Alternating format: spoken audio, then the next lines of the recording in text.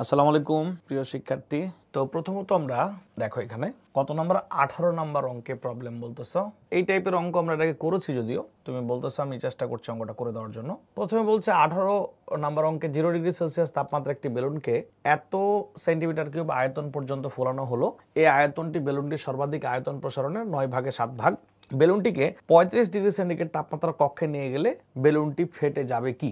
আচ্ছা, তো আমরা দেখব যে বেলুনের ম্যাক্সিমাম আয়তন প্রসারণ কতটুকু হয়। তো আমরা জানি যে 9 ভাগে 7 ভাগ প্রসারণ হওয়ার জন্য তার অলরেডি আয়তন হয়েছে 980। তাহলে আমরা এইভাবে লিখবো 18 নম্বর অঙ্ক, যে 7 ভাগ 9 অংশ প্রসারণ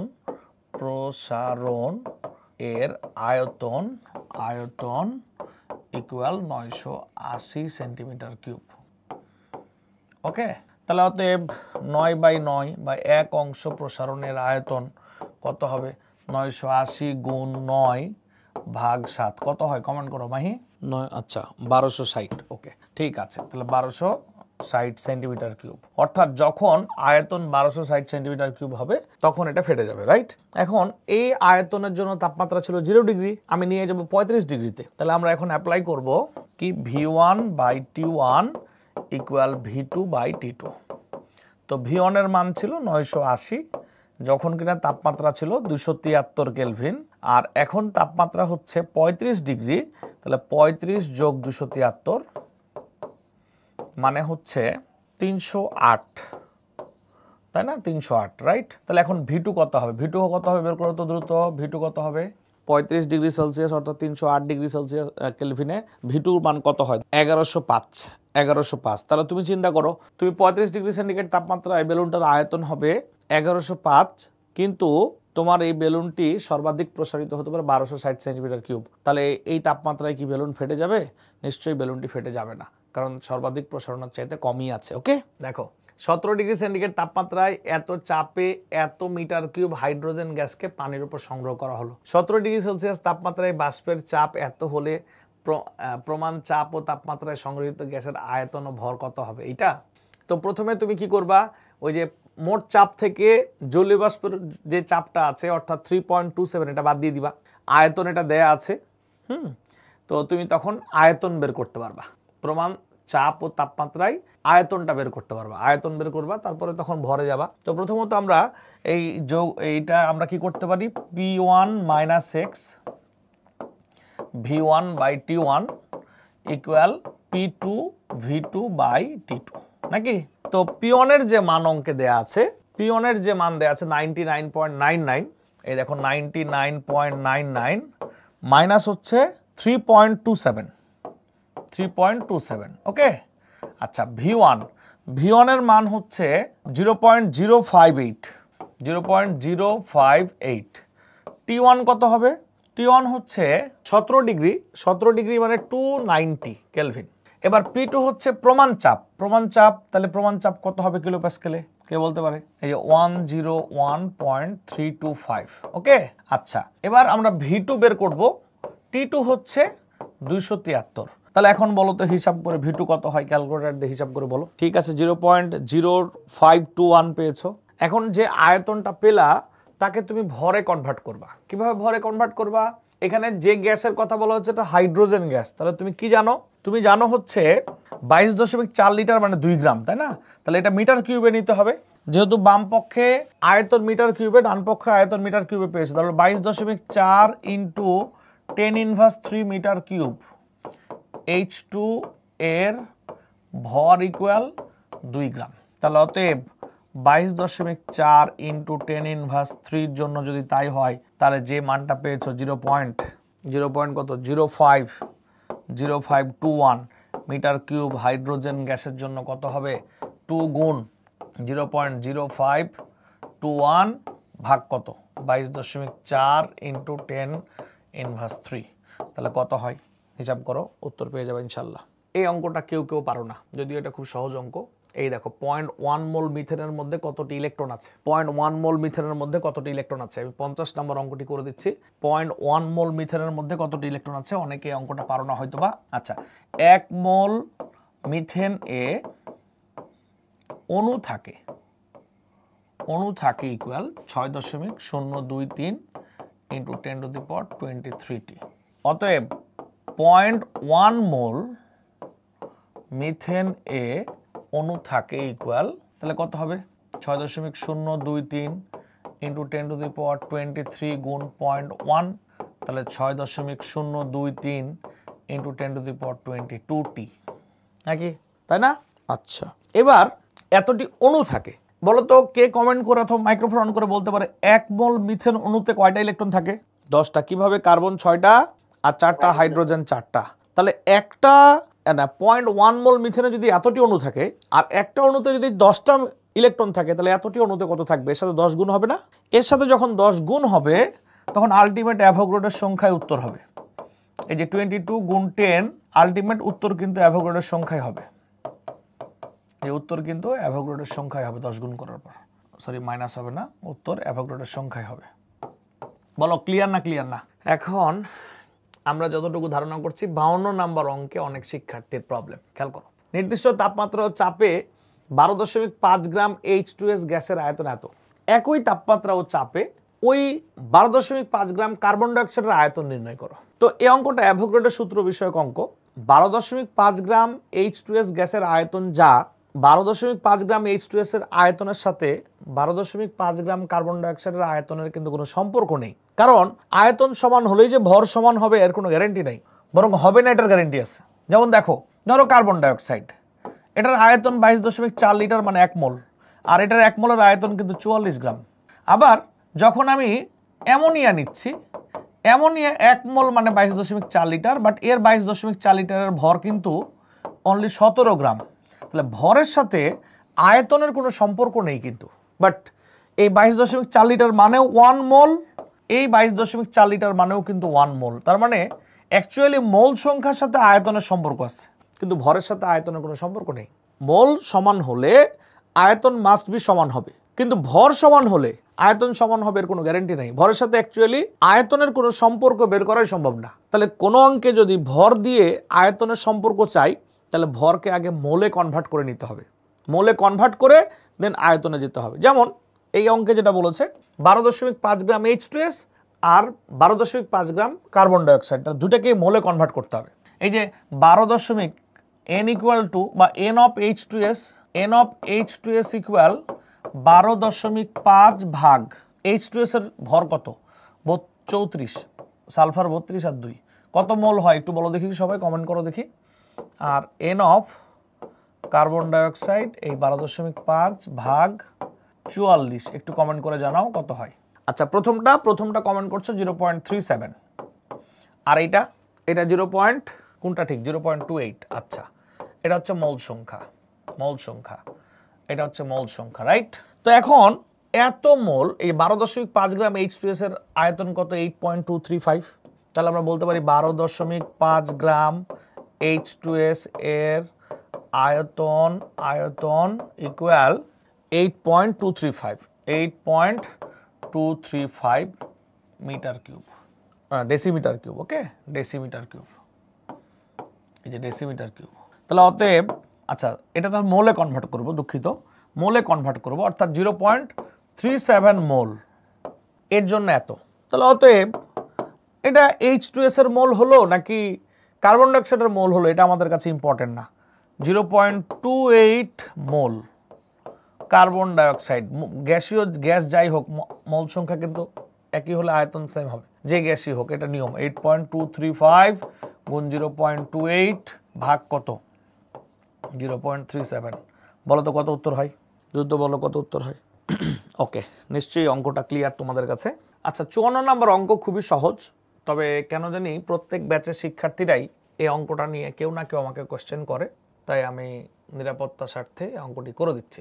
এটা খুবই সহজ একটা অঙ্ক। একজন লোক একবার নিঃশ্বাসে এত মিলিগ্রাম বাতাস গ্রহণ করে, যখন সে নিঃশ্বাস নেয় তখন 200 মিলিগ্রাম বাতাস গ্রহণ করে। যদি বাতাসে 20% ভর অক্সিজেন ধারণ করে, লোকটি একবার নিঃশ্বাসে কতগুলো অক্সিজেন গ্রহণ করবে?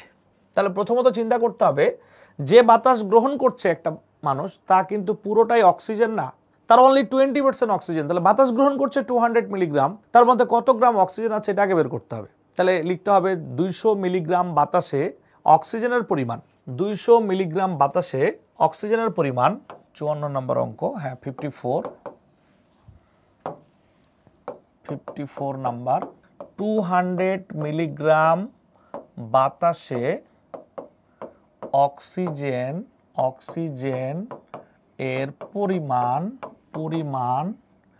ইকুয়াল 200 গুণ 20/100। তো কাটাকাটি করলে হয় 40 মিলিগ্রাম।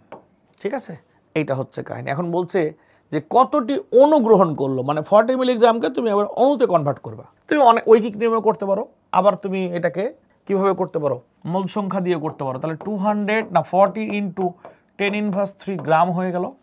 এভাবেও করতে পারো, n ইকুয়াল 40 ইন্টু 10⁻³ গ্রাম ভাগ হচ্ছে এই যে তোমার আণবিক ভর দিয়ে ভাগ করবো। অক্সিজেনের আণবিক ভর কত? 32। কত হয় দেখো তো, 32 ভাগ করলে কত হয়? 0.00125, রাইট? 0.00125 মোল। এবার n ইকুয়াল n গুণ n, এই তো হয়ে গেল। n এ মানে কি?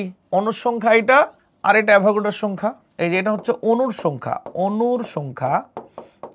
সংখ্যা, আর এইটা হচ্ছে n এ, আর এইটা হচ্ছে নাম্বার অফ n এ, এরকম কিছু একটা নাম্বার অফ অ্যাভোগাড্রো। গুণ করে দিবা, গুণফল যা হবে তাই উত্তর মিলে কিনা একটু দেখে নাও, বলো ক্লিয়ার কিনা। ওকে, ক্লিয়ার। এই অঙ্কটা বুয়েটে আসছে 56। আমি কেন জানি মনে হয় তোমাদের এই অঙ্কটা নিয়ে কোনো অসুবিধা হবে না। 56 নাম্বার বুয়েটে আসার পরও। গ্রাফাইট মানে কার্বন, খাতায় লিখে রাখো, গ্রাফাইট মানে কার্বন, কেউ যদি না জানো। এই 57 নম্বর অঙ্ক বুয়েটে আসছে। এই অঙ্কটা ফিজিক্স, কেমিস্ট্রি, ম্যাথ, বায়োলজি সব মিলে। আচ্ছা দুঃখিত, তার আগে আরেকটা অঙ্ক আছে, 55 নাম্বার অঙ্ক আছে। 55 খেয়াল করো, বলছে 27 ডিগ্রি সেন্ট। এই অঙ্কটা বইয়ে আছে, এখনো কোথাও আসছে এমনটা চোখে পড়ে নাই।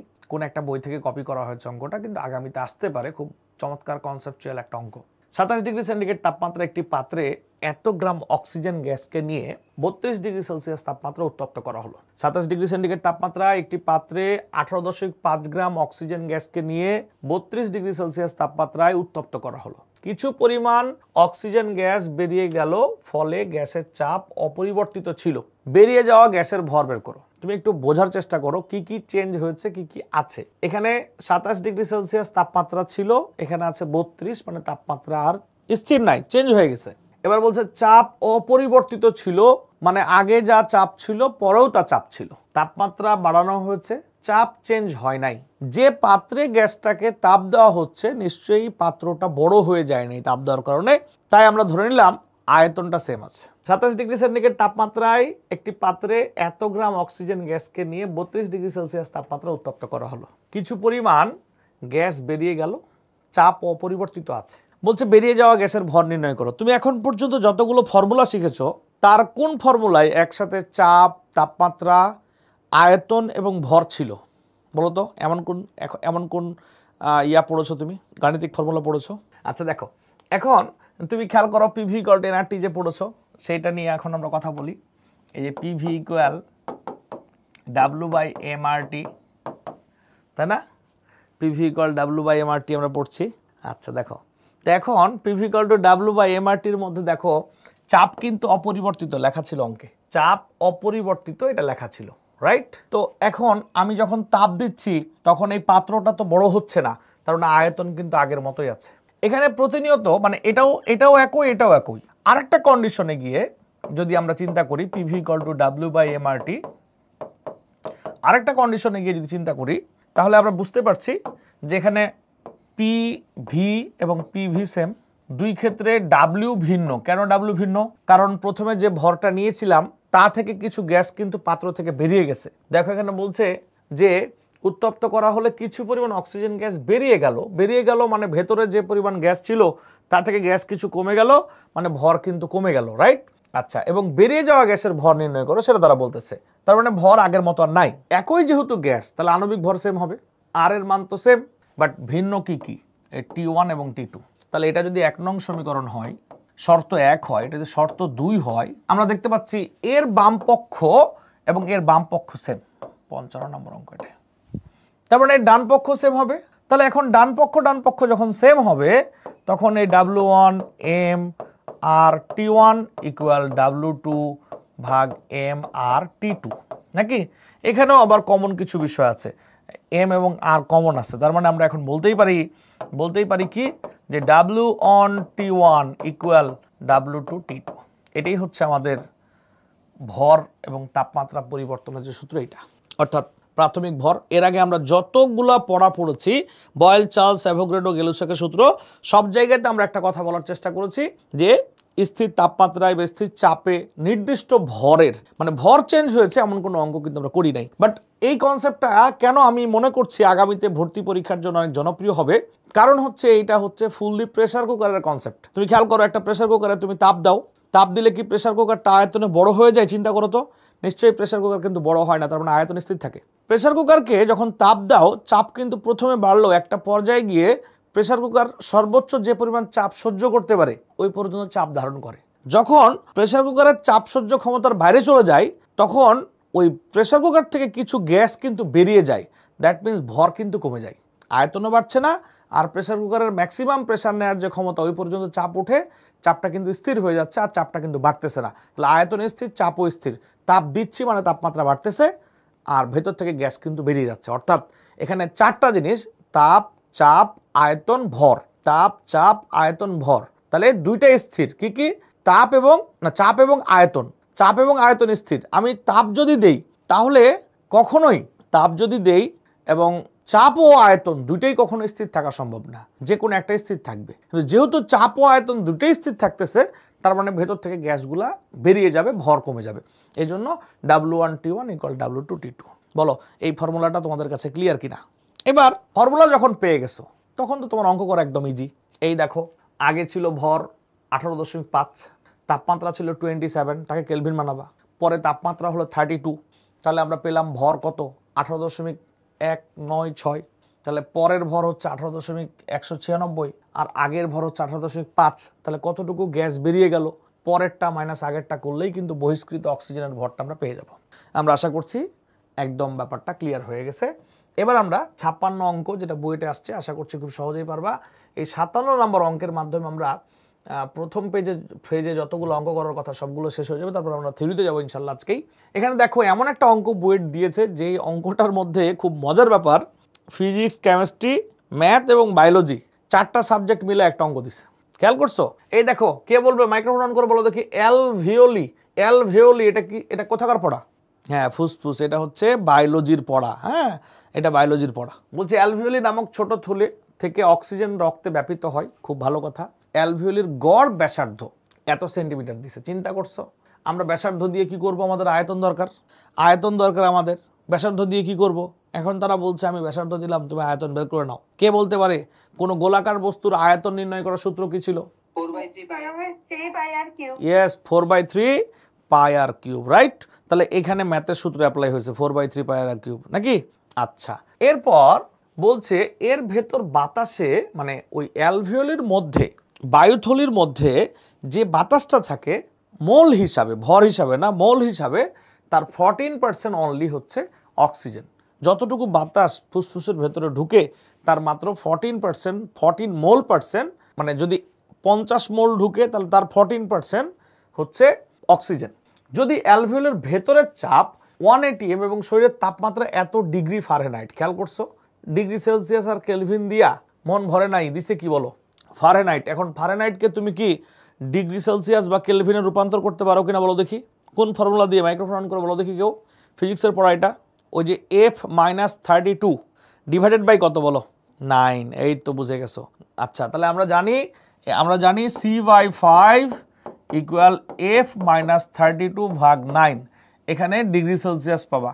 এই ডিগ্রি সেলসিয়াসের মানকে আবার 273 যোগ করে কেলভিন বানায় নিবা। তাহলে আমরা কি কি পাইলাম? বায়োলজি পাইলাম, ম্যাথ পাইলাম, ফিজিক্স পাইলাম, এইবার পালা কেমিস্ট্রি, রাইট? আচ্ছা, এখন বলছে অনুসংখ্যা নির্ণয় করো। তো অনুসংখ্যা নির্ণয় করতে আগে মোল সংখ্যা বের করতে হবে।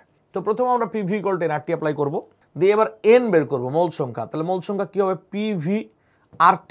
P এর মান এখানে দেয়া আছে, এই দেখো, কিলো প্যাসকেল। ATM ছিল, ATM কে আমরা প্যাসকেলে বানাইলাম। 101325 লিখলেই হইতো, যদিও 0.325 লিখে তারপর আবার 1000 দিয়ে গুণ করা হয়েছে। যাই হোক, 101325 চাপের মান, 1 atm সমান 101325।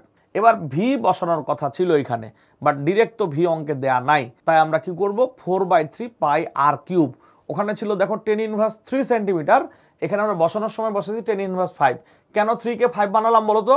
সেন্টিমিটার থেকে মিটারে নেওয়ার জন্য। অনেক ধন্যবাদ। এবার আর এর মান 8.314, এসে এক ওকে। আর টি এর মান কত কত? ওই যে ফারেনহাইটকে আমরা কেলভিন বানায় 310 পাইছি। কেমনে ফারেনহাইটকে কেলভিন বানানো হলো এখানে দেখানো হয়েছে, 310 কেমনে হলো। খুব ভালো কথা। দিয়ে আমরা পেলাম এত মোল টোটাল বায়ু পেলাম। এখন এখান থেকে বের করতে হবে অনুসংখ্যা, কিন্তু আমরা তো জানি যে এখানে যত মোল পাবো আমরা তার কিন্তু মাত্র 14% হচ্ছে অক্সিজেন গ্যাস। তাহলে এটাকে আবার 14% বানাবো, দিয়ে যে মোল সংখ্যাটা পাবো তাকে গুণ করব অনুসংখ্যা বের করার জন্য অ্যাভোগাড্রোর সংখ্যা দিয়ে, কারণ মোল সংখ্যাকে আমরা অ্যাভোগাড্রোর সংখ্যা দিয়ে গুণ করলে অনুসংখ্যা পাই। তাই দেখো অনুসংখ্যা লেখা আছে, যে মোল সংখ্যাটা পাইলা সেইটা তার সাথে অ্যাভোগাড্রোর সংখ্যা গুণ করা হলো, আর এই 14%কে বা 14/100কে গুণ করলে 0.14 আসে। তাহলে উত্তর হচ্ছে এইটা। বলো এই বইটার অঙ্কটি বুঝেছো কিনা? আচ্ছা ওকে, আমরা 1 থেকে 57 পর্যন্ত ম্যাথ আলহামদুলিল্লাহ শেষ করলাম। 4টি সূত্র পড়লাম, বয়েল, চার্লস, অ্যাভোগাড্রো, গেলুসাক, আর আমরা পড়লাম হচ্ছে গ্রাফ। এখন আমাদের কিছু থিওরি পড়ার প্ল্যান। তাহলে আমাদের 4টা সূত্র হবে। আমরা প্রথম পর্ব পড়ার জন্য আমাদের এখানে যে প্রথম পর্ব আছে এটা পড়ার জন্য আমাদের আরও 2টা সূত্র আছে, ডাল্টনের আংশিক চাপ সূত্র এবং গ্রাহামের ব্যাপনহার সূত্র। দেখা যাক তোমাদের সিটি পরীক্ষা সব কলেজের কাভার করতে আর কতদূর যাওয়া লাগে। আমাদের টার্গেট থাকবে প্রথম পর্ব পুরোটাই শেষ করার। ওকে, চলো আমরা এবার চলে যাই আমাদের থিওরি পড়ার জন্য। থিওরি পড়ার জন্য আমরা আলাপ আলোচনা করি একটু। বাস্তব গ্যাস এবং আদর্শ গ্যাস, এরকম কিছু নাম শুনেছো কখনো? কেউ কি শুনেছো বাস্তব গ্যাস, আদর্শ গ্যাস কখনো নাম শুনেছো? আচ্ছা দেখো আমরা এগিয়ে যাই। আমরা বাস্তব গ্যাস এবং আদর্শ গ্যাস নিয়ে একটু আলোচনা করবো আজকে। হ্যাঁ, দেখা যাক কতটুকু আলোচনা করতে পারি। আমরা সবাই এই পিভি = অর্থাৎ খাতায় হেডিং দাও, এই যে বাস্তব গ্যাস ও আদর্শ গ্যাস, বাস্তব গ্যাস ও আদর্শ গ্যাস, রাইট? আমরা আগামী দিন, আজকে থিওরি পড়ানোর পর চেষ্টা করবো আগামী দিন আমরা কিছু সিকিউ এবং ম্যাথ সলভ করানোর জন্য। বাস্তব গ্যাস এবং আদর্শ গ্যাস নিয়ে কথা বলি। তাহলে যে গ্যাস পিভি = nRT সমীকরণ পুরোপুরি মেনে চলে তাকে আদর্শ গ্যাস বলে। তাহলে বলো তো কে বলতে পারে বাস্তব গ্যাস কাকে বলে? যে গ্যাস পিভি = nRT সূত্র মেনে চলে। আচ্ছা, এইখানে আমি জানি যে তোমরা সবাই এই উত্তরটা দিবা, এজন্যই আমি আসলে এই কোশ্চেনটা করেছি।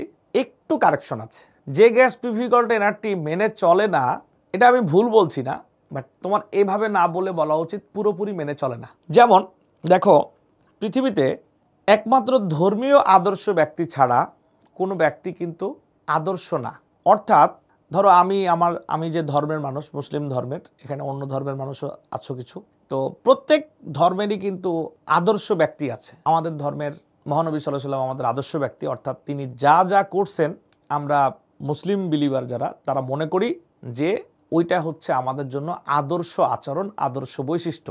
পৃথিবীতে তুমি বাস্তবে একজন মানুষও খুঁজে পাবা না যে হুবহু তার মতো আচরণ করে। অর্থাৎ আমাদের ধর্মীয় দৃষ্টিকোণ থেকে যে মানুষ সবচাইতে ভালো মানুষ, সেও কিন্তু আদর্শ আচরণ থেকে খুবই সামান্যতম হলো বিচ্যুত। অর্থাৎ হয়তো এমনও তুমি মানুষ খুঁজে পাবা যার আচরণ মুসলিম ধর্মের দৃষ্টিকোণ থেকে একদম সর্বোচ্চ পর্যায়ের ভালো, বাট সেটা 100% না। তাহলে তুমি আমরা যারা বাস্তব মানুষ, তারা যে আমাদের ধর্মের আদর্শ ব্যক্তি, আমাদের নবী সাল্লাল্লাহু আলাইহি ওয়াসাল্লাম যা শিখাইছেন, যা আমাদেরকে নির্দেশনা দিয়েছেন, আমরা যে তা মানি না তা কিন্তু না। তোমার কি মনে হয় আমরা কি মানি না? মানি, কিন্তু কি মানি না? পুরোপুরি মানি না। অর্থাৎ হয়তো কেউ আমরা 50% মানি, কেউ হয়তো 30% মানি, কেউ হয়তো 70% মানি, কেউ হয়তো 80% মানি, কেউ হয়তো 90% মানি, কেউ বা হয়তো বা ম্যাক্সিমাম লেভেলের মানি, কিন্তু কেউ কিন্তু শতভাগ মানি না, মানতে পারি না, কারণ আমরা বাস্তব মানুষ। তাহলে আদর্শ আচরণ থেকে আমরা খুব অল্প হলেও বিচ্যুত, কেউ বেশি বিচ্যুত, কেউ কম বিচ্যুত। বিষয়টা কি ক্লিয়ার না বলো দেখি? তাহলে বাস্তব গ্যাস কাইন্ড অফ একটা কাল্পনিক গ্যাসের মতো। পিভি = nRT তোমরা নিজেরাই প্রতিপাদন করা দেখেছো গত ক্লাসগুলোতে, যে আমরা বয়েল, চার্লস এবং অ্যাভোগাড্রো 3 জন বিজ্ঞানীর দেয়া তত্ত্ব থেকে আমরা সমন্বয় করে পিভি = nRT বানিয়েছি।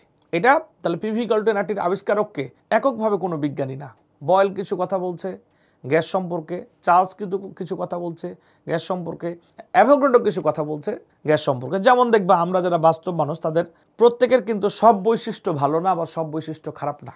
তাহলে আদর্শ মানুষকে সবগুলা মানুষের যে যে বৈশিষ্ট্য ভালো, ওই ভালো ভালো বৈশিষ্ট্যগুলা নিয়ে যদি খারাপগুলোকে বাদ দিয়ে যদি একজন মানুষ বানানো যাইতো তাহলে ওইটা আদর্শ মানুষ হইতো। ব্যাপারটা কি ক্লিয়ার? ধরো আমি একজন মানুষ, আমার কিন্তু অনেক গুণ আছে, আবার অনেক জায়গায় কিন্তু আমার ধর্মীয় দৃষ্টিকোণ থেকে আমার কিন্তু আমি যেমনটা মেনে চলা উচিত তেমনটা কিন্তু মেনে চলি না। তাহলে সব মানুষের ক্ষেত্রেই কিন্তু কিছু ভালো এবং কিছু খারাপ গুণ সমন্বয়। হ্যাঁ, আমরা তাদেরকেই ভালো মানুষ বলি যারা পার্সেন্টেজ আকারে বেশি ভালো কাজ করে।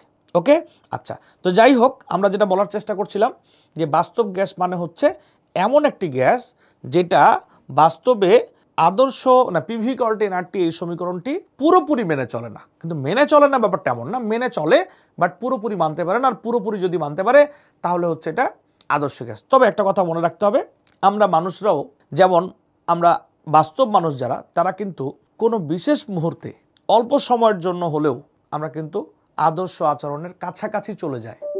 যেমন ধরো অনেক ক্ষেত্রে তুমি দেখবা যে কিছু মানুষ আছে যে আমাদের ধর্মীয় দৃষ্টিকোণ থেকে, যেমন রমজান মাসে মনে করো মানুষ কি আগের চাইতে বেশি ভালো হয়ে যায়। তো কোনো এক মুহূর্তে সে এমন একটা সময় কোনো কারণে সে যতগুলো ভালো ভালো কাজ আছে সবগুলো কাজ করছে, নিজেদেরকে পরিশুদ্ধ রাখার চেষ্টা করছে। তাহলে ওই মোমেন্টের জন্য সে আদর্শ মানুষ হয়ে যাচ্ছে না, কিন্তু আচরণটা আদর্শ আচরণের কাছাকাছি, মানে যেটা যেটা করা উচিত শুধু ওইটাই করতেছে। বা একটা মানুষ হজে গেছে, তো ওখানে তার যা যা করা উচিত তাই করতেছে। তো বাস্তব গ্যাসকেও বিশেষ শর্তে আদর্শ গ্যাস বানানো যায় না, বাট আদর্শ আচরণ বা তার কাছাকাছি নিয়ে যাওয়া যায়। আমরা এগুলো সবগুলো কথাই কিন্তু পড়বো আগামীতে।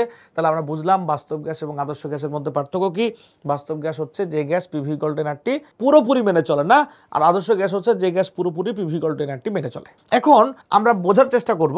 দেখো এখন পিভি ইকুয়াল টু এনআরটি, এই দেখো পিভি ইকুয়াল টু এনআরটি, এখানে পি কি, ভি কি, এন কি, আর কি, টি কি বুঝতে হবে আমাদের। টি তো তাপমাত্রা, আর কি মোলার গ্যাস ধ্রুবক, এন হচ্ছে মোল সংখ্যা, কথা হচ্ছে পি কি আর ভি কি। এখন এই পিভি ইকুয়াল টু এনআরটি তো একটা গাণিতিক সমীকরণ, এটা আমরা প্রতিপাদন করে পেয়েছি, যেটা আমাদেরকে ইউপ্যাকের যারা রসায়নবিদ তারা আমাদেরকে শিখিয়েছেন। কিন্তু পিভি ইকুয়াল টু এনআরটি দিয়ে অ্যাকচুয়ালি কি বোঝায়, অর্থাৎ একটা আদর্শ গ্যাস তার বৈশিষ্ট্য কি, এইটা বোঝার জন্য আমাদেরকে এই থিওরি পড়তে হবে। তো এই থিওরিতে অনেকগুলা পয়েন্ট আছে, যে পয়েন্টগুলো মূলত পিভি ইকুয়াল টু এনআরটি যে গ্যাসকে রিপ্রেজেন্ট করে, যে গ্যাসের জন্য পিভি ইকুয়াল টু এনআরটি প্রযোজ্য, ওই গ্যাসের কেমন বৈশিষ্ট্য হবে তাই হচ্ছে মূলত গ্যাসের গতিতত্ত্ব। তো এখানে অনেকগুলা বিষয় নিয়ে আলোচনা করা যেতে পারে, আমি সবগুলা বিষয় আমার এই মুহূর্তে লাগছে না, আমি 3টা পয়েন্ট নিয়ে কথা বলবো। প্রথমত, একটা আদর্শ গ্যাস যদি হয় তার চাপ কেমন হবে, একটা আদর্শ গ্যাস যদি হয় তার আয়তন কেমন হবে, একটা আদর্শ গ্যাস যদি হয় তার আকর্ষণ বিকর্ষণ কেমন হবে, এই 3টা পয়েন্ট নিয়ে আমি কথা বলবো। তো বলছে একটা আদর্শ গ্যাসের চাপ বলতে কি বুঝি, গ্যাস আধারের দেয়ালের ওপর গ্যাসের অনুসমূহের অবিরাম সংঘর্ষের ফলে যে চাপের সৃষ্টি হয় সেটাই হচ্ছে আদর্শ গ্যাসের চাপ। অর্থাৎ বিষয়টা এরকম যে দুই ধরনের চাপ অ্যাকচুয়ালি আছে। একটা চাপ হচ্ছে এই পাত্রের দেয়ালে, ধরো এরকম যে আমাদের মধ্যে কিছু বা তোমাদের মধ্যে কিছু স্টুডেন্ট আছে এরকম যে পড়ালেখার প্রতি তার প্রচণ্ড আগ্রহ, এবং প্রচণ্ড আগ্রহ দেখে ও সারাক্ষণ পড়াশোনা করে, ভালো কিছু করতে চায়। দ্যাট মিনস সে সারাক্ষণ পড়াশোনা করে, যেহেতু রেজাল্ট ভালো করতে হবে, এই ধরনের একটা চাপে থাকে। এই চাপটা কিন্তু বাহ্যিক চাপ না, মানে ওকে কেউ ফোর্স করছে না তুমি পড়তে বসো, ওকে কেউ বলছে না তুমি রেজাল্ট ভালো করো, কিন্তু ও নিজেই দায়িত্ববোধ থেকে বা তার মধ্যে কোনো মোটিভেশন থেকে সে হচ্ছে মনে করছে আমাকে পড়তে হবে, আমাকে ভালো করতে হবে। এই চাপটা কিন্তু তার নিজের ভেতর থেকে ক্রিয়েট করা একটা চাপ, যেটা কঠিন পদার্থের মধ্যে থাকে। কঠিন পদার্থের অণুগুলোর মধ্যে আণবিক আকর্ষণ বল অনেক বেশি, তাই ওরা খুব দৃঢ়ভাবে একটা অণু আর একটা অণুর সাথে লেগে থাকে এবং প্রত্যেকটা অণু চাপে থাকে। বাট এই চাপটা কিন্তু তাকে কেউ বাধ্য করছে না, ও আণবিক আকর্ষণ বলার জন্যই চাপে আছে। অপরপক্ষে কিছু স্টুডেন্ট আছে দেখবা, মিড লেভেলের স্টুডেন্ট বেশি, যে ধরো সে বাস্তব স্টুডেন্ট, অ্যাকচুয়ালি মিড লেভেলের স্টুডেন্ট বলতে যাদেরকে বোঝাচ্ছি যে পড়ালেখার প্রতি তার আকর্ষণ আছে, সে ভালো করতে চায়, আবার কিছুটা খামখেয়ালিও আছে। তো জানে যে পড়ালেখা ঠিক মতো না করলে বাবা মা বকা দিবে, এই চাপেও থাকে। আবার নিজের মধ্য থেকেও কিন্তু পড়ালেখার প্রতি আগ্রহ আছে, দেখেও চাপে থাকে। অর্থাৎ তার উপর দুই ধরনের চাপই কাজ করে। একটা হচ্ছে অভিভাবকদের কাছে জবাবদিহি করতে হবে, বা টিচারের কাছে জবাবদিহি করতে হবে, বা কলেজের কাছে জবাবদিহি করতে হবে, এই চাপ। আর একটা হচ্ছে তার নিজেরও ভালো কিছু করার আগ্রহ আছে। বাস্তবে কিন্তু এই ধরনের স্টুডেন্টের সংখ্যাটা বেশি, অর্থাৎ নিজেরও আগ্রহ আছে, আবার প্রাতিষ্ঠানিকভাবে পারিবারিকভাবে তার উপর একটা চাপ কাজ করছে, তাকে ভালো কিছু করতে হবে। এটা হচ্ছে বাস্তব স্টুডেন্ট, এই সংখ্যাটা সব থেকে বেশি। কিছু স্টুডেন্ট পাওয়া যায়, খুবই কম পরিমাণে স্টুডেন্ট, পড়ালেখার প্রতি বিন্দুমাত্র আগ্রহ নেই, কিন্তু অ্যাকচুয়ালি ও পড়ালেখা না করলে বাবা মা বা কলেজ বা কোচিং তাকে ভালো প্রেশার দেয়, যার কারণে সে ভয়ে অনিচ্ছাকৃতভাবে পড়াশোনা করে। যদি তাকে কোনো কারণে এই পক্ষগুলা, কলেজ বা কোচিং বা বাবা মার পক্ষ থেকে তাকে যদি চাপ প্রয়োগ করা না হতো, তাহলে সে 1 মিনিটও পড়তো না। এই ধরনের স্টুডেন্টগুলা ধরে নাও যে চাপ অনুভব করে, ঠিক ওই চাপটাই গ্যাসের চাপ। অর্থাৎ গ্যাসের অণুগুলা অবিরামভাবে ছুটতে থাকে, অবিরামভাবে ছুটতে থাকে। এই অণুগুলা পাত্রের ভেতরে থাকতে চায় না। তখন পাত্র, একটা বদ্ধ পাত্রে তুমি যদি গ্যাসকে না রাখো, গ্যাসগুলো কিন্তু বেরিয়ে যাবে সব, কোনো ধরনের আকর্ষণ বল কাজ করবে না। তো এখন এই পাত্রের মধ্যে গ্যাসগুলোকে আমি আবদ্ধ রেখেছি যাতে বের হতে না পারে। তখন প্রতিনিয়ত পাত্রের দ্বারা ধাক্কা খাচ্ছে এবং সে চাপ অনুভব করছে, কারণ সে বের হতে চাচ্ছে কিন্তু বের হতে পারছে না। বাট আদর্শ গ্যাস বিলিভ করে যে এই গ্যাসগুলোর মধ্যে কোনো ধরনের আন্তঃআণবিক আকর্ষণ বল নেই। এটা হচ্ছে অ্যাকচুয়াল গ্যাসের চাপ। বলতে এই চাপটাকেই বলা হয় যে গ্যাসের অণুগুলোর মধ্যে কোনো ধরনের আন্তঃআণবিক আকর্ষণ বল থাকবে না, কিন্তু গ্যাসকে একটা বদ্ধ পাত্রে রাখা হবে, ও পাত্র থেকে বের হতেও পারবে না, প্রতিনিয়ত অবিরাম পাত্রের দেয়ালে ধাক্কা খাবে এবং ভেতরে সে চাপ অনুভব করবে। দেখো এই দুইটা কথা, এই দুইটা পয়েন্ট কিন্তু এটাই মিন করে। খেয়াল করো, প্রথমত চাপ, গ্যাস আধারের দেয়ালের উপর গ্যাসের অণুসমূহের অবিরাম সংঘর্ষের ফলে যে চাপ সৃষ্টি হয় তাকেই বলা হয় কি? গ্যাসের চাপ। আর এই আকর্ষণ বিকর্ষণের জায়গায় লেখা আছে গ্যাসের অণুসমূহের মধ্যে কোনোরূপ আকর্ষণ বিকর্ষণ নেই। তার মানে গ্যাসের অণুগুলা একটা আরেকটাকে কোনোভাবেই আকর্ষণ করে না, বিকর্ষণও করে না। যেহেতু আকর্ষণ বা বিকর্ষণ করে না, ও ভেতরে থাকতে চায় না, কারণ গ্যাসের অণুগুলো প্রচণ্ড পরিমাণ গতিশক্তি সম্পন্ন, তারা ছোটাছুটি করে, পাত্র থেকে প্রতিনিয়ত বের হতে চায়, কিন্তু পাত্র যেহেতু বদ্ধ পাত্র তাই বের হতে পারে না এবং এজন্য ভেতরে সে চাপে থাকে। তাহলে আমরা আদর্শ গ্যাস বলতে ওই গ্যাসের বৈশিষ্ট্য কেমন সেটারই হচ্ছে গ্যাসের গতিতত্ত্ব। আমরা গ্যাসের চাপ সম্পর্কে জানলাম, আমরা গ্যাসের আকর্ষণ বিকর্ষণ সম্পর্কে জানলাম, এখন জানবো গ্যাসের আয়তন। গ্যাসের অণুসমূহ এতই ক্ষুদ্র যে অণুসমূহের প্রকৃত আয়তন গ্যাস পাত্রের আয়তন তথা গ্যাসের মোট আয়তনের তুলনায় নগণ্য। ব্যাপারটা এই পয়েন্টটা এরকম যে, আচ্ছা, মানুষ যখন জেলখানায় যায় তখন তাকে বন্দি বলা হয়, রাইট? কেন? কারণ তাকে ছোট্ট একটা জায়গা দেওয়া হয় মুভমেন্ট করার জন্য, কোন একটা ঘর বা কোন একটা বড় এরিয়া যার মধ্যেই তাকে চলাফেরা করতে হবে, এর বাইরে সে বের হতে পারবে না, তার ওই ফ্রিডম থাকবে না, আর দ্যাটস ওয়াই তাকে বন্দি বলা হচ্ছে। আচ্ছা, আমরা সবাই তো পুরো বাংলাদেশের মধ্যে বন্দি, পুরো বাংলাদেশটাই তো একটা, মানে আমি যদি বাংলাদেশের বাইরে যেতে চাই তাহলে আমাকে তো পাসপোর্ট বা ভিসা নিয়ে যেতে হবে, তাই না? তাহলে আমি চাইলেই কি ইচ্ছা মতো কি বাংলাদেশের বাইরে যেতে পারবো? আমাকে মানে নিয়মতান্ত্রিকভাবে অনুমতি নিয়ে যেতে হবে, রাইট? তো জেলখানা থেকেও তো জামিন নিয়ে বের হওয়া যায়, রাইট? মানে অনুমতি, কোর্টের অনুমতি নিয়ে বের হওয়া যায়। তো যারা জেলখানায় থাকে তারা নিজেদেরকে বন্দি মনে করে, আমরা করি না কেন? যারা জেলখানার বাইরে অবস্থান করছি, পুরো বাংলাদেশের মধ্যে বন্দি আছি, তারা কেন মনে করি না? কারণ আমাদের নিজেদের তুলনায় আমাদের মুভমেন্ট এরিয়া, ফ্রিলি মুভমেন্ট করার যে এরিয়া, এটা অনেক বড়। কিন্তু এই সমপরিমাণ আকৃতি বিশিষ্ট একটা মানুষ কিন্তু যখন বন্দিশালায় থাকতেছে, তখন তার নিজের যে আয়তন তার তুলনায় তার মুভমেন্ট এরিয়াটা যথেষ্ট ছোট বলে সে নিজেকে কিন্তু বন্দি অনুভব করে। তার মানে গ্যাসের অণুগুলা কখনো বড় বা ছোট হয় না, কিন্তু আদর্শ গ্যাস যেহেতু একটা বড় জায়গা জুড়ে ফ্রিলি মুভ করে, তাই তার মুভমেন্ট এরিয়া যতটুকু জায়গায় সে মুক্তভাবে চলাচল করে তার তুলনায় ওই অণুর নিজের যে আয়তনটা, এই আয়তনটাকে নগণ্য মনে হয়। বিষয়টা বুঝতে পারছো? ধরো যে 1 কোটি টাকার মালিক, তার কাছে 100 টাকা কি টাকা, কিন্তু যে 1000 টাকার মালিক তার কাছে 100 টাকা কিন্তু অনেক গুরুত্বপূর্ণ টাকা, বাট টাকা কিন্তু 100 টাকা।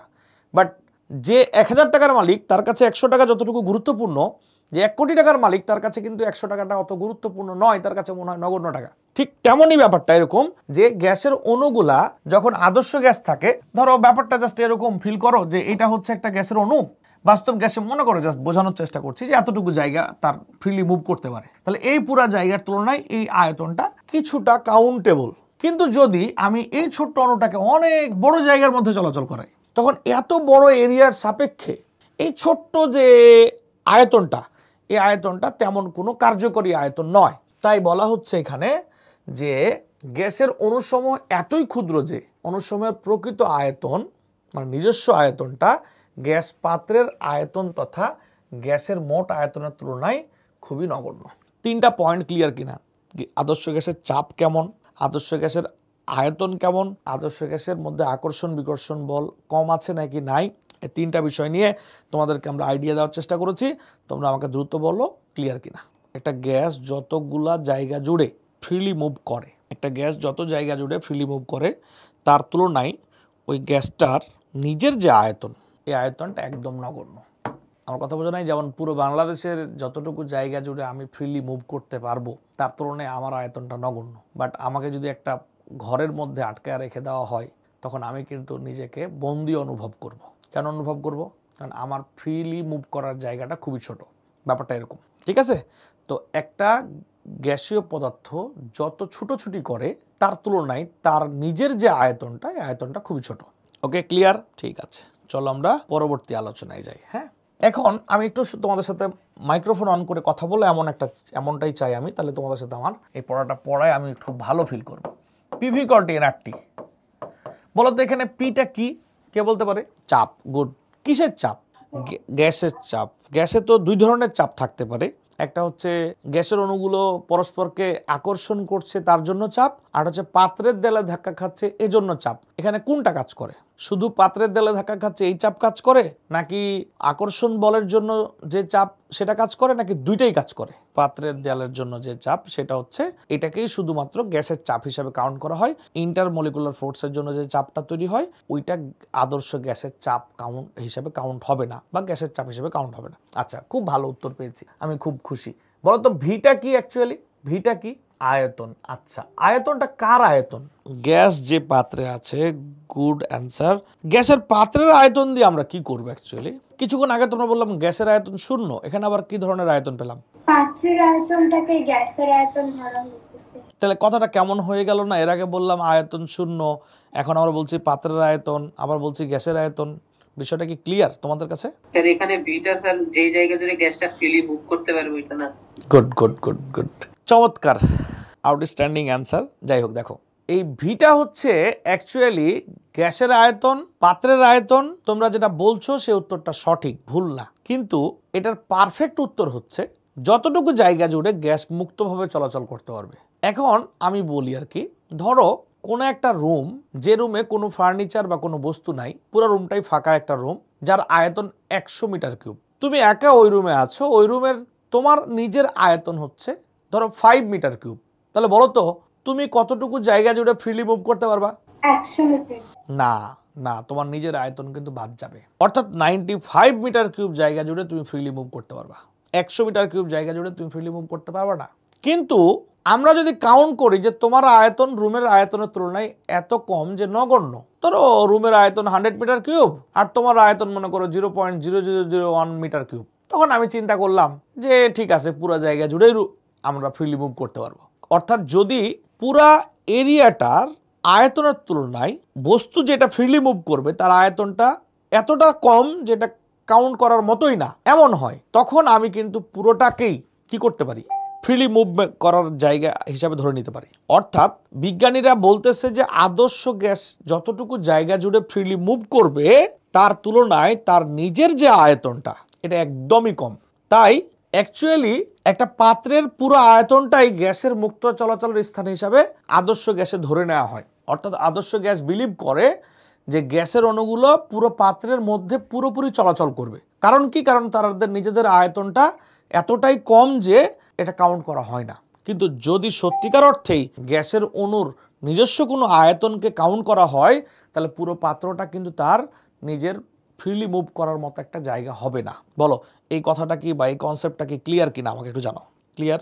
আচ্ছা, তার মানে আমরা বুঝলাম যে অ্যাকচুয়ালি ভি হচ্ছে গ্যাসের মুক্ত চলাচলের স্থান। ভি হচ্ছে গ্যাসের মুক্ত চলাচলের স্থান। ওকে, তাহলে আমরা পি বুঝলাম, ভি বুঝলাম। এবার আমরা যে কোশ্চেনটা পড়বো সেটা খুব ভালো করে শোনো। বাস্তব গ্যাসসমূহের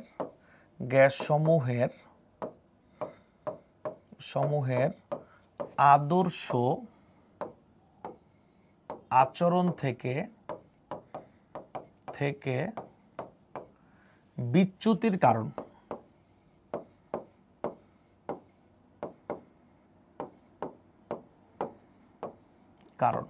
ঠিক আছে, আরে লেখাগুলো এমন হচ্ছে কেন? বিচ্যুতির কারণ কি বললাম? বাস্তব গ্যাসসমূহের আদর্শ আচরণ থেকে বিচ্যুতির কারণ।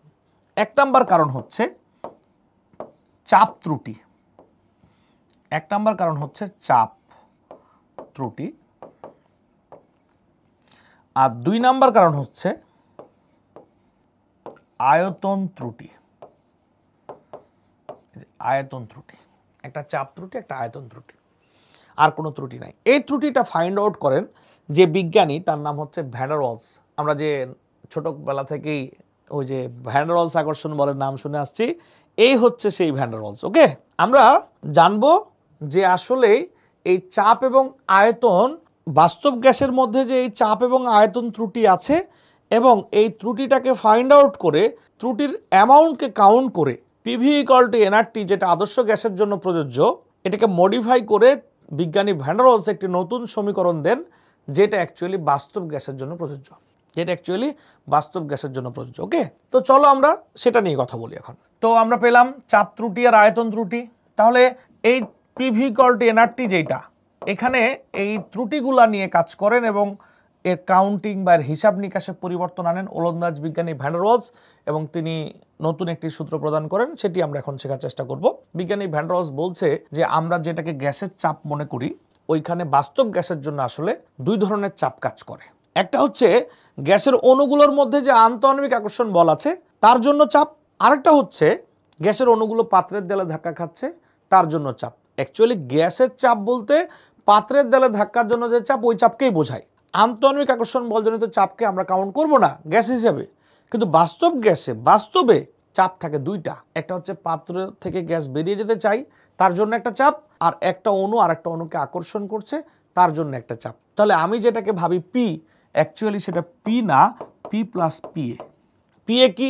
পিএ হচ্ছে গ্যাসের অন্তঃটান, গ্যাসের অণুগুলাকে ভেতরের দিকে টান দেওয়ার জন্য যে চাপগুলা হয়, গ্যাসের অণুগুলা পরস্পরকে ভেতরের দিকে টানে আন্তঃআণবিক আকর্ষণ বলের জন্য, এই টানটার নাম হচ্ছে অন্তঃটান বা আন্তঃআণবিক আকর্ষণ বলজনিত চাপ।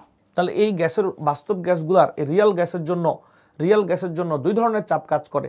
একটা অণুগুলো পরস্পরকে আকর্ষণ করছে এই চাপ, আর এগুলো পাত্র থেকে বেরিয়ে যেতে চাই তার জন্য তৈরিকৃত চাপ।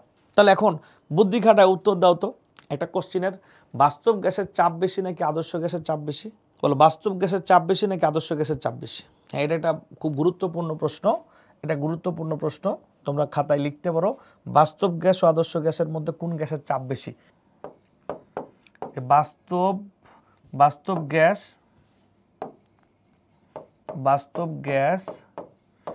ও আদর্শ গ্যাসের মধ্যে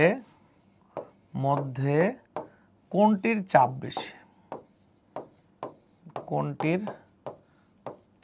বেশি?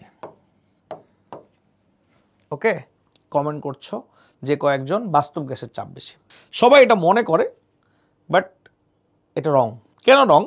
দেখো ভালো করে, তুমি ভাবতেছো যে ও আচ্ছা, বাস্তব গ্যাসে তো 2টা চাপ, একটা হচ্ছে আন্তঃআণবিক আকর্ষণ বলের জন্য চাপ, একটা পাত্রের দেয়ালে ধাক্কা খাচ্ছে তার জন্য চাপ, কিন্তু আদর্শ গ্যাসে তো একটাই চাপ, শুধু পাত্রের দেয়ালে ধাক্কা খাচ্ছে ওই চাপ।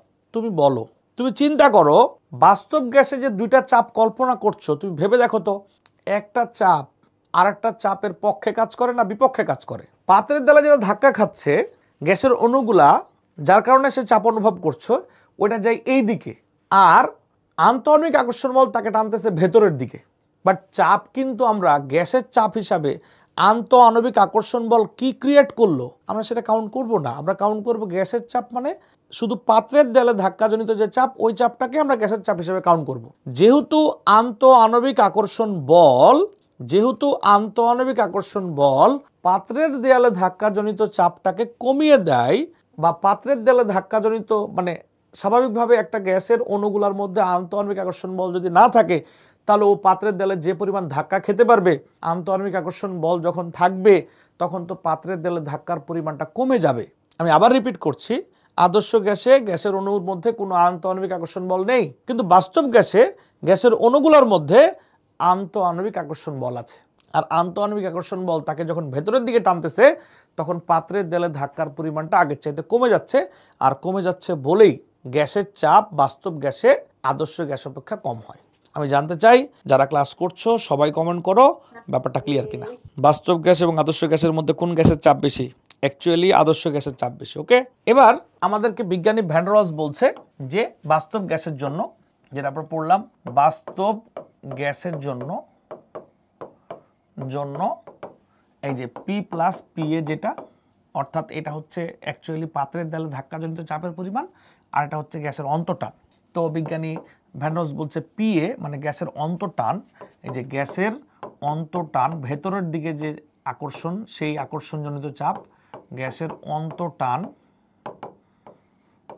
ঠিক আছে, এটা সমানুপাতিক ডি স্কোয়ার, অর্থাৎ গ্যাসের ঘনত্বের সমানুপাতিক।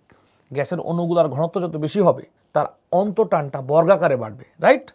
এই ডি ফর ডেনসিটি, তাহলে P A equal to A into D square. A হচ্ছে আন্তঃআণবিক আকর্ষণ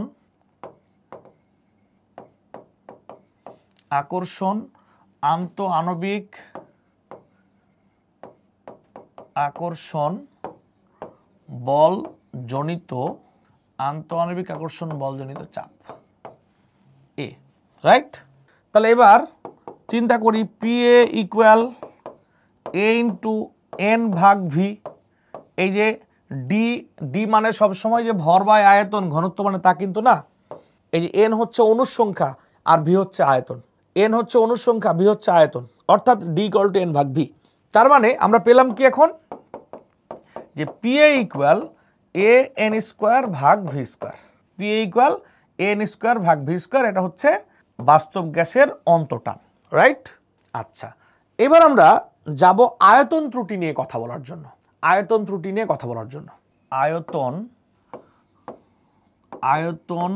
ত্রুটি, ওকে, আয়তন ত্রুটি। বিজ্ঞানী ভ্যান ডের ওয়ালস বলছেন যে আমরা যতই বলি না কেন যে আদর্শ গ্যাসের অণুর নিজের কোনো আয়তন নেই, অর্থাৎ গ্যাসটা যতটুকু জায়গা জুড়ে চলাচল করে তার সাপেক্ষে গ্যাসের অণুর নিজের আয়তনটা যতই বলি না কেন নগণ্য, তারপরও গ্যাসের অল্প হলেও আয়তন থাকবে। এটা কে বলছে? বিজ্ঞানী ভ্যান ডের ওয়ালস বলছে যে বাস্তব গ্যাসের অণুর অল্প হলেও নিজের আয়তনটা আছে, যেটা কাউন্ট করা উচিত। তো তিনি বলতেছে যে এক মোল বাস্তব গ্যাসের আয়তন সে ধরল বি, ঠিক আছে, এক মোল বাস্তব গ্যাসের আয়তন ধরল বি। তাহলে অতএব এন মোল বাস্তব গ্যাসের আয়তন ইকুয়াল এন বি। তাহলে গ্যাসের মুক্ত চলাচলের স্থান, চলাচল এর স্থান কেমন হবে? তখন সে বলছে ভি মাইনাস এন বি, অর্থাৎ তুমি পাত্রের আয়তন যদি ভি হয় আর গ্যাসের এন মোল গ্যাসের অণুর যদি নিজস্ব আয়তন এন বি হয় তাহলে ভি মাইনাস এন বি। বলছে পি এ ইকুয়াল কি লিখছেন? গ্যাসের অন্তটান, পি এ ইকুয়াল লিখছি গ্যাসের অন্তটান। অর্থাৎ বিজ্ঞানী ভ্যান ডের ওয়ালস বলছে যে ভি যদি হয় পাত্রের আয়তন আর এন মোল গ্যাসের কার্যকর আয়তন যদি হয় এন বি, তাহলে ভি থেকে এন বি বাদ দিয়ে দাও। তাহলে এবার আসো আমরা ভ্যান ডের ওয়ালস এর কথা মতো এই যে পিভি ইকুয়াল টু এনআরটি, যেটা এটাকে কারেকশন করি। এটা ছিল আদর্শ গ্যাসের জন্য। বিজ্ঞানী ভ্যান ডের ওয়ালস বলছে তুমি এখন এখানে পি রাখবা না, রাখবা হচ্ছে পি প্লাস পি এ। তো পি এর মান কত? এন স্কোয়ার ভাগ ভি স্কোয়ার। এটা গেল পি এর পরিবর্তে, আগে ছিল শুধু পি, বাস্তব গ্যাসের জন্য পি প্লাস পি এর মান হচ্ছে এন স্কোয়ার ভাগ ভি স্কোয়ার। এবার তুমি যেটাকে আগে ভি ভাবতে, অর্থাৎ পাত্রের পুরো আয়তনটাকেই তুমি মুক্ত চলাচলের স্থান হিসেবে ধরে নিতা, এখন তুমি সেটাকে ভি মাইনাস এন বি লিখবা, অর্থাৎ এটা হচ্ছে গ্যাসের মুক্ত চলাচলের স্থান ইকুয়াল এনআরটি। এটাই হচ্ছে বাস্তব গ্যাস সমীকরণ বা ভ্যান ডার ওয়ালস সমীকরণ। এটাই হচ্ছে বাস্তব গ্যাস সমীকরণ বা ভ্যান ডার ওয়ালস সমীকরণ। অর্থাৎ আমরা বাস্তবে যে গ্যাসগুলো দেখি তার জন্য পিভি ইকুয়াল টু এনআরটির পরিবর্তে আমরা এটা অ্যাপ্লাই করব।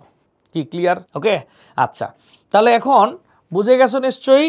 আমি একটা ছোট্ট কোশ্চেন পড়িয়েই আমি শেষ করব। আগামী মঙ্গলবার আবার ক্লাস নিব, নিয়ে আমরা এই গ্রাফ ট্রাফ যা আছে, বাস্তব গ্যাস আদর্শ গ্যাসের জন্য গ্রাফ আছে, আরও কিছু কোশ্চেন আছে, সৃজনশীল কিছু কোশ্চেন আছে, এমসিকিউ কিছু কোশ্চেন আছে, আমরা এগুলো সব সলভ করে দেবো ইনশাল্লাহ। ওকে, দেখো ভালো করে খেয়াল করো। কোশ্চেনটা হচ্ছে যে ধরা যাক এরকম একটা কোশ্চেন করলো যে 64 গ্রাম অক্সিজেন এর জন্য বাস্তব গ্যাস সমীকরণ লিখো। বাস্তব গ্যাস সমীকরণ লিখো। কি লিখতেছি? হ্যাঁ, সমীকরণ লিখো। ঠিক আছে, এরকম বললো। তাহলে এখন 64 মানে কি? n ইকুয়াল টু এই 64 ভাগ 32 অক্সিজেনের জন্য, তাহলে 2 মোল হয়ে গেল। এই যে 2 মোলটা এই সমীকরণে যেখানে যেখানে n আছে এখানে এখানে বসাই দিতে হবে। এরকম কোশ্চেন থাকলে যে ভর দেওয়া থাকবে তাকে মোল সংখ্যা বানাবা এবং ওই মোল সংখ্যার জায়গায় এটা বসাই দেবা। আমরা আগামী দিন বাস্তব গ্যাসের জন্য যে গ্রাফ আছে অ্যামাগা বক্ররেখা বলে, এইটা পড়বো আগামী ক্লাসে, এবং কোন শর্তে বাস্তব গ্যাস আদর্শ আচরণ করবে সেটা পড়বো। আর পড়বো পিভি ইকুয়াল টু জেড.এন.আর.টি, এগুলো পড়বো। পড়লে আমাদের এই আলোচনাটা শেষ হয়ে যাবে। ভালো থাকো সবাই। পরবর্তী যার যেদিন ক্লাস আছে সেখানে দেখা হচ্ছে। ধন্যবাদ সবাইকে। আসসালামু আলাইকুম, আল্লাহ হাফেজ।